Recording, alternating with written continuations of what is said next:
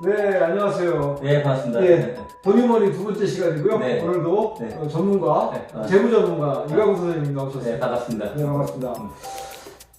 지난번에는 이제 대학 학비 관련된 이야기를 나눴고요. 네. 오늘은 망해도 사는 방법. 네. 굉장히 좀 재밌을 것 같아요. 네. 요즘에 경제가 좀 어렵다 보니까 경제적인 어떤 어려움에 처하신 분들이 굉장히 많을 것 같고요. 그렇죠. 굉장히 좀 실용적인 시간이 좀 되지 않을까 싶습니다. 망해도 사는 방법. 근데 이게 경험 속에서 나온 것 같기도 한데요. 네. 우리 광고사님도 망해보신 적이 있으신가요? 네, 저도 여러 번 망했습니다. 그래서 제가 망해본 분들의 심정을 어느 정도 아는데, 예. 제가 우리 IMF 때, 네네. 실직하고 쭉 하면서 예. 서울역인데 노숙자분들 많으셨잖아요. 예. 그 사람들 이해 못한다고 그랬는데, 예. 저는 그 전에, IMF 전에 망해본 예. 경험이 있거든요. 어느 정도나 망하셨어요? 망하셨다는 기준이. 아니, 자산이, 순자산이 예. 뭐 거의 없고 네. 거의 없는 상태로 네. 빚이 한 1억쯤 생겼다. 그 당시는 그리고 한 20 몇 년 전에 네. 그럼 망한 거지. 네. 저희 사모님하고 자녀분들 고생 엄청 하셨겠는데. 그래서 네. 그때 그 망해본 경험이 있어갖고 네. IMF 때 예. IMF 때는 이제 저는 이제 회사를 다니고 있었지. 예. 그래서 그 텔레비전 같은 거 보면서 많은 저 노숙자분들의 마음을 알겠더라고요. 왜냐면 공황 상태가 오는 거예요, 사람이. 아니 근데 저 어쩌다 망하신 거예요? 제가 뜻한 바가 있어서 예. 이 노사 투쟁을 많이 하잖아요. 제가 이제 구로 지역에서 노동 상담소도 하고 노동 운동도 하고 그랬었는데 이 자본가하고 노동자하고 이렇게 다투기만 하지 말고 노동자들이 회사를 경영하면 잘할 수도 있지 않느냐 그런 유럽의 모델을 배워가지고 그런 걸 해보려고 자동차 정비 공장을 부천에서 했어요. 그러니까 사업을 어쨌든 하신 거예요. 네, 그러다가 이제 하시다가. 보기 좋게 망했죠. 준비도 없이 너무 까불다가. 그러니까 저도 뭐 예전에 실직 아닌 실직 경험이 있는데 네. 그렇게 실직하게 되면 실직한 것만 가지고도 네. 굉장히 힘들거든요. 네. 심적으로도 힘들고 경제적으로도 네. 뭐 저 같은 경우에 와이프가 벌지만 네. 그래도 사람이 굉장히 위축이 되고 그렇죠. 힘들던데 네.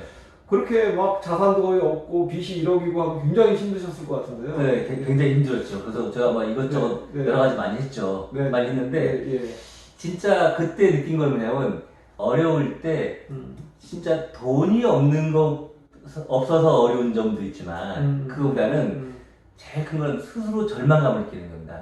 희망이 없는, 꿈이 없는 거죠. 그러니까 어떨 때는 아침이 예전에 우리 그런 얘기 많이 했잖아요. 정주행장은 왜 이렇게 새벽이 빨리 안 오냐. 왜냐 하고 싶은 일이 너무 많으니까. 의욕이 있으니까. 이룰 꿈이 있으니까. 근데 그런 절망 상태 되면 아침에 안 왔으면 좋겠는 거지. 그렇죠. 그러다가 뭐 좀 심하게 얘기하면 그런 상태가 가면은 아침이 안 오기를 바라는 건 죽음으로 가는 길이죠. 그래서 어쨌든 이제 그런 어려움을 이제 한 번도 아니고 여러 차례 이제 겪으시면서 이제 그런 부분에 대해서 그런 상황에 대해서 누구보다 잘 이해를 하시고 또 이제 재무 상담까지 하셨는데요. 이렇게 상담을 하시면서 이제 그런 어려운 분들을 좀 접하셨을 거 아니에요? 그렇죠. 많이 뭐 좀 소개하고 싶은 사례라든가 이런 게 있을까요? 그렇죠. 그러니까 저는 이제 재무 상담이라는 게 어떻게 보면 돈에 관한 금융공학을 다루기도 하는 거지만 또 한편으로는 돈에 관한 인생관을 다루는 것이기도 하거든요. 인생관. 저는 이제 원래 이제 금융공학을 배운 사람은 아니기 때문에 돈에 관한 인생 철학은 좀 있는 사람이었어요. 그다음에 제가 이제 노동 상담을 하면서 사람들한테 상담을 하는 걸 좀 많이 했기 때문에 그 금융공학을 배워가면서 이제 재무 상담을 했는데 제가 제일 역점을 줬던 거는 이 고객분들이 스스로 기운을 차리게 하는 것 그런 거에 가장 역점 많이 뒀죠. 그래서 뭐 여러 사례가 있지만 오늘 좀 말씀드리려고 하는 거는 진짜 파산 지경까지 갔던 부부 얘기인데 근데 파산 정도까지 간다고 하면 사람들은 보통 굉장히 어렵고 직업도 없고 이런 사람 생각하는데 반드시 그렇지 않습니다. 제가 지금 말씀드리려고 하는 분들은 두 분 다 남편과 부인 다 대기업에 다녔어. 대기업에 다녔어. 근데 어쩌다 파산? 큰 자산 없어요. 첫 번째는 제가 이 두 분을 두 번 상담했는데 부부를 첫 번째는 부인이 잘못된 투자를 했어. 그런 내용을 자세히 말씀드리기 어렵지만 그래갖고 오셨어. 근데 딱 보니까 물론 대기업에 다니기는 하지만 자산이 아주 많다거나 그런 거 아니에요. 그러니까 서울에 사는 평범한 그냥 중산층이에요. 그런데 쭉 정리를 하다 보니까 이 빚을 좀 급한 빚을 많이 갚아야 되는데 그걸 갚을 수 있는 그래도 제가 찾은 유일한 방법은 네네. 서울의 전세 비용이었어요.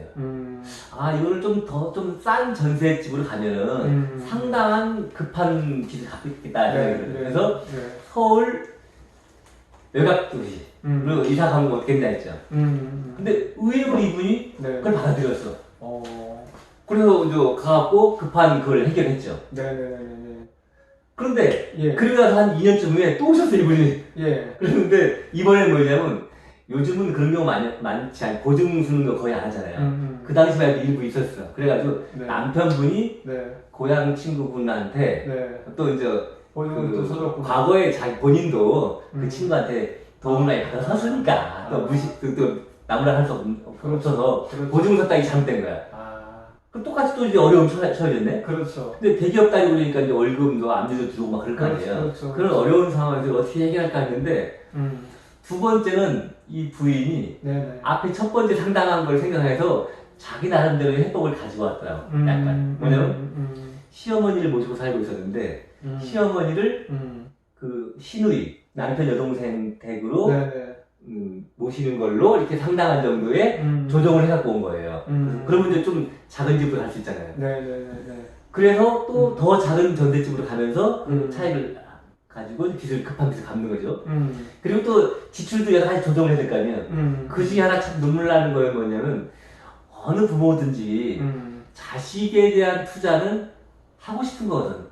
나는 고생하더라도 그런 거잖아요. 그렇죠. 그 최소한 가르치고 싶은 건 하는 거잖아요. 그렇죠. 그래서 지난번에 제가 이제 대학 학비를 꼭 내야 되냐 하는 게 굉장히 어려운 결정이거든요. 그런데 이 가정에도 그렇죠. 이 가정도 그 당시 아들이 큰 아이가 중학교 3학년이었어. 이제 기억나. 그럼 중학교 서울에서 서울 위성도시 내에서 중학교 3학년이면 한창 학원도 가고 어쩌고 해 그런 거잖아요. 그렇죠. 근데 과감하게 학원을 끊는데 그때 이 아이의 반응이 중요한 거거든요. 그냥 돈만 아낀다고 하면 안 되잖아요. 우리가 돈만 벌자고 사는 거 아니잖아요. 그렇죠. 아이한테 그렇게만 얘기하면 좀 상처가 되죠. 그렇죠. 근데 이제 충분히 고민을 한 거지 아이가. 근데 아이가 의외의 반응을 보이거든요. 그걸 이겨내고 눈물 나는 답변인데 엄마 대학 갈 때는 좀 도와줘요. 그러래요. 난 하마터면 지금도 막 눈물이 날라 그러는데 그때도 막 눈물이 날 뻔했어. 그러니까 어렵더라도 이 자녀한테도 그런 상황을 진실되게 얘기하고 공유하면 오히려 아이들이 어른스러워질 수 있다는 거예요. 그러니까 지금 이제 우리 이광호 선생님 이제 말씀 듣다 보니까 어쨌든 어려운 이런 파산 직전에 어려운 이제 상황에 처해있을 때 이제 가장 중요한 거는 생각의 변화인 거잖아요. 그렇죠. 자기의 절망하지 않는 거. 절망하지 않고 자기의 현실적인 그 조건을 냉철하게 바라다 보고 끊어야 될 건 끊고 줄여야 될 건 줄여서 이제 헤쳐나가는 방법 이제 있는데 근데 이제 그럼에도 불구하고 이제 그렇게 뭐 이제 그런 어떤 이제 생각의 전환 이제 뭐 그런 것도 중요한데 이제 그럼에도 불구하고 이제 또 어려운 영역들이 있잖아요. 그런 이제 좀 국가 그 제도적인 어떤 지원이라든가 이런 부분도 현실적으로 굉장히 필요할 텐데 뭐 이런 부분에 있어서 좀 소개를 시켜줄 수 있는 것들이 있을까요? 앞에 제가 말씀드린 건 일단 개인 차원에서 개인이 좌절하면 안 된다. 이웃들이 그런 면에서 좀 손가락질 하지 말고 도우려는 마음을 가지고 이렇게 하면 된다는 거고. 그다음에 사회 제도적으로는 또 이런 분들에 대한 그 안전장치가 있어야 되는 거죠. 그래서 이제 그 개인 회생이나 파산 이런 제도가 있는데 앞전에 제가 이제 한 그 30대 초반에 망했을 때는 우리나라에 파산법이 있었어요. 그때도 60년대에 만든 파산법이 있어. 이건 이제 외국의 선진국에 있는 법제도를 들여온 거니까. 근데 현실적으로는 법원이 인정을 해줘야 되는 거예요. 당신 파산했군요. 개인 회생하면 되겠는데 이렇게 해야 되는데 인정을 안 해줘. 그러니까 현실적으로 사문화된 조항이었어요. 근데 이게 언제 활성화되냐면 2000년대 한 중반, 2005년인가 막 이쯤부터 그때 첫 사례가 청주 법원에서 어떤 네네. 대학 교수가 네네. 파산 신청한 것을 재판부가 받아들여주면서 아. 이게 이제 현실적으로 인정됐거든요. 네네. 근데 제가 아까 처음에 이제 예. 정비공장 하다 망했을 때 그 전이었거든. 예, 예. 제가 만약에 그 제도의 혜택을 받았더라면 지금보다는 훨씬 덜 고생하고 그 위기를 극복했을 텐데. 네네네. 그래서 파산이 있고 개인 회생이 있어요. 네네. 근데 그 둘의 가장 큰 차이는 뭐냐면 파산은 진짜 말 그대로 재산이 거의 없어. 네, 진짜 네. 생업에 쓸만한 그 중고차 한 200만 원짜리라든가 그 월세 보증금 네. 한 500만 원. 네네. 이런 정도밖에 재산적 가치가 별로 없어. 네. 이런 사람들은 네네. 파산을 함으로써 법원이 인정하면 빚을 완전히 다 터는 거죠. 네네. 그런 거고. 근데 개인회생은 뭐냐면은 네네. 이 사람이 그러기에는 그런 사람들한테 다 재산이 있는데 예를 들면 네. 전세 보증금도 한 5천만 원 있어. 네네. 차도 보니까 한 2천만 원짜리 있어. 악용할 수 있게. 그렇죠. 그러면 이제 채권자가 너무 또 손해니까 그렇죠. 공평해야 되니까. 그렇죠. 그런 사람들한테는 당신은 어렵지만 채권자들한테 일정 정도 갚아야 되는 거 아니냐. 그렇죠. 그런 취지에서 소득도 있고 네. 자산도 좀 있고 그러면은 네네. 내가 일정한 정도의 최저 생계비는 보장이 되니까 그것도 네. 이제 가족 수에 따라 얼마 쭉 있어요. 네네. 그거를 네. 몇 년 동안 쭉 하면은 네. 이 정도를 가지고 채권자한테 그나마 좀 이렇게 갚아줄 테니 네. 그렇게 하고 당신도 다시 사회 복귀하라 그런 제도가 있거든요. 이런 이런 것들을 적극적으로 이용하면은 네. 저는 충분히 그러면 이제 있다고 그런 봅니다. 제도적인 장치는 있는데 음. 뭐 그런 제도가 있다라는 것도 잘 모르는 사람도 많고 네. 제도는 있는데 그러면 이런 것들을 좀 상담받고 실질적으로 네. 좀 도움을 받을 수 있는 어떤 기관들이 좀 있나요? 그래도 네네. 그- 어디를 찾아가야죠? 그런 상황에 처한 사람들이? 그 예전에는 그 아까 저 2000년대 중반에 처음 그 파산법이 현실화됐을 때는 그 당시 민주노동당에서 당 차원에서 이런 것들을 막 상담도 해주고 서류도 만들어주고 그런 걸 했었어요. 네네네. 그러기도 하고 그 즈음에는 민주노총에서 네. 또 그런 사업을 했어요. 제가 다니던 회사에서 민주노총하고 같이 제휴해서 그런 것들을 상담을 많이 해주고 했거든요. 네네네. 근데 지금은 이제 그렇게 하지는 않고 대부분 이제 네네. 변호사나 법무사들이 해요. 아, 네네. 그런데 제가 이제 지나고 나서 생각해보니까 비용은 좀 들더라도 네네네. 저도 뭐 제 주변 사람 중에 한 사람 그런 어려운 경우가 있어서 아는 사람들이 그 변호사 비용을 이제 같이 마련해줘서 이렇게 했는데 왜냐면 본인이 하기도 힘들기도 있고 또 하면 그런 준비를 하는 과정이 본인한테는 또 너무 정신적으로 어려워요. 그렇죠. 그래서 이웃들이나 아니면 저는 기업이나 이 국가기관들이 이런 것들을 많이 도와주면 좋다고 봐요. 그래서 제가 다니던 회사에서는 네네네. 이 보건복지부하고 같이 제휴해서 그런 상담을 많이 해준 경우도 있었고요. 그다음에 서울시하고 제휴해가지고도 상담을 많이 했어요. 그러니까 좀 국가기관에서 다 직접 할 수는 없으니까 민간의 이런 재무 설계를 해주는 상담을 해주는 기관하고 좀 협약을 맺어서 네. 좀 지원을 해주고 네. 좀 저렴한 비용으로 그렇게 상담을 받고 할 수 있도록 하는 그런 사업들이 있다는 말씀이시죠? 그렇죠. 아. 그래서 저는 만약에 우리 강화군 같은 데에도 네네네. 만약에 네.